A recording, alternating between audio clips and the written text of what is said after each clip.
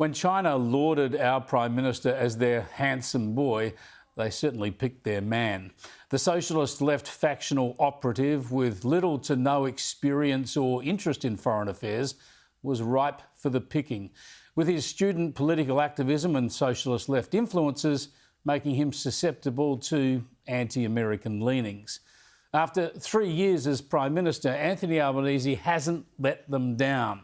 Not only has he been too weak to criticise China, cowed by its economic punishments and military intimidation, he's been stronger in his criticisms of the US, wobbly on the US alliance, and all too eager to make excuses for China's military bullying.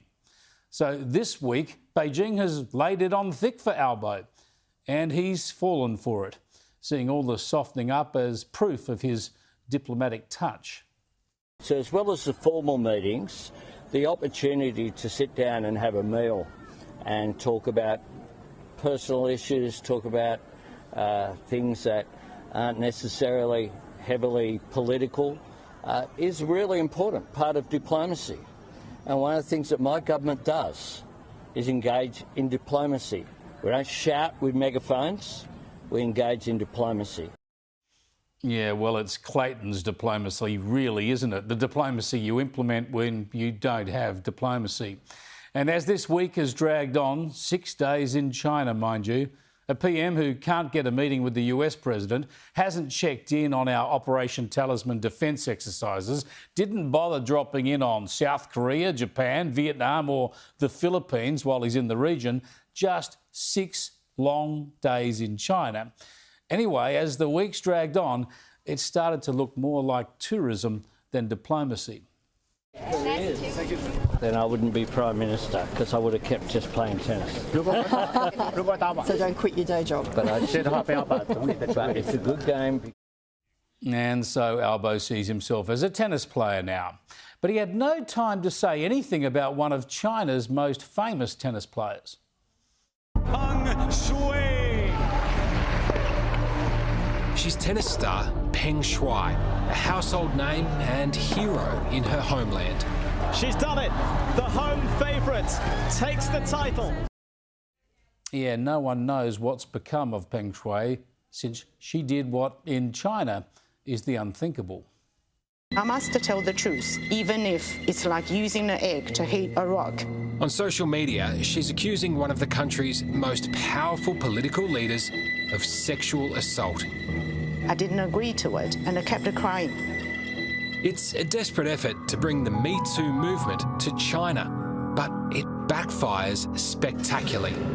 Almost immediately, her lengthy post is scrubbed from the internet, and worse still, the woman vanishes as well. Peng was rolled out for an interview a few years back, but her whereabouts and condition remain unknown. To think that a young woman in her 30s, because of something she posted about a relationship she had with a high-ranking official that we may never see or hear free again, is terrifying. This is 2022. It's frightening and it's sobering, but it's quite possibly we won't, and that's why I think I'm emotional right now. Look, just want to know exactly why Free Peng Shuai is controversial. Now, a global campaign to get to the bottom of what really happened to Peng Shuai is getting louder. The athlete is seemingly the latest victim of the Communist Party's zero-tolerance approach to dissent. Can't forget about it. We have to use our platforms as athletes. Yeah, good on you, Nick Kyrgios. This is a great worry. But for Albo, it's just anyone for tennis?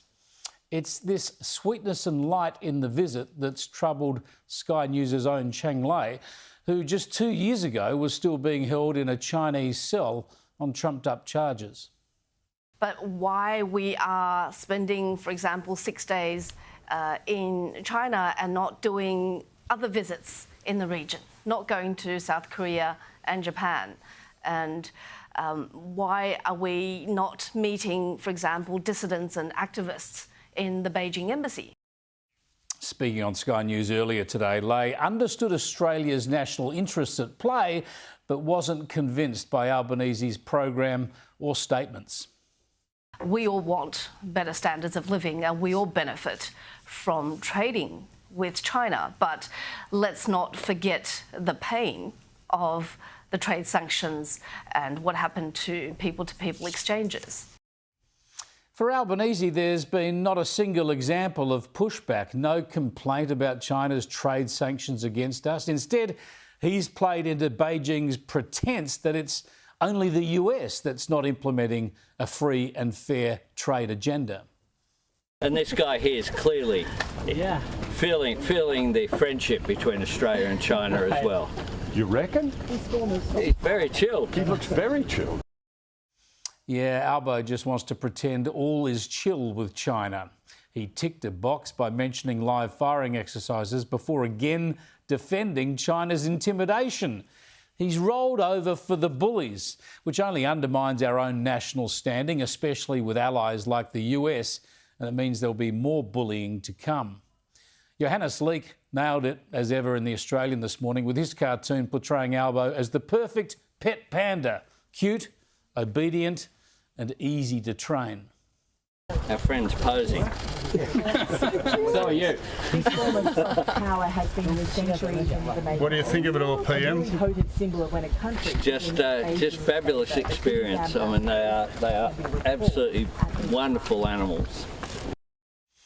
They sure are, but for a bloke who seems to see foreign policy as a way to boost his domestic political support, even Albanese must be starting to realise that his extended and deferential trip to China has been overdone.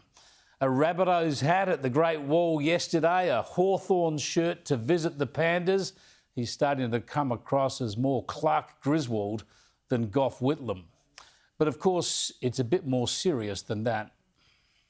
For a Prime Minister to spend 6 days anywhere, let alone in communist China, is really quite striking. And plainly, he wants to send a message to the Chinese, and perhaps even more importantly, he wants to send a message to the Americans. And there could hardly be a more stark message to our principal strategic partner that our Prime Minister wants to spend 6 days in Beijing and other major Chinese cities before he spent a moment getting to know the leader of the free world, President Donald Trump. I do wonder whether a Gough Whitlam history tour on the Great Wall of China, whether a visit to Chengdu to pose with some pandas, and whether a hit of tennis is strictly necessary as part of a 6-day visit to China when there is so much else at stake in our other international relationships around the world. And frankly, I have to say that some of this is starting to look a little bit indulgent. The PM, of course, will have none of this, and he's even lashed out at the opposition criticism from overseas. Well, if you compare the difference of this visit with the failure of the coalition during the last term, during the term in which I was opposition leader, they didn't have a phone conversation between a single minister in Australia and our major trading partner. And there you have it. Albo is just so proud of being able to talk to our strategic rival, a country that's hurt us with economic punishment and intimidated us with its military, even though he's failed to meet with the US president. Even today, on China's unannounced live firing exercises in the peaceful waters between Australia and New Zealand, Albanese was less interested in protesting than running the Chinese line. Well, we've put forward our view there, but to put it in context, Australia has engaged in multiple exercises in this region. The PM's visit finally wraps up tonight and he'll fly home tomorrow. Well, bring it home. Bring it home. Yep, he needs to get back to Australia.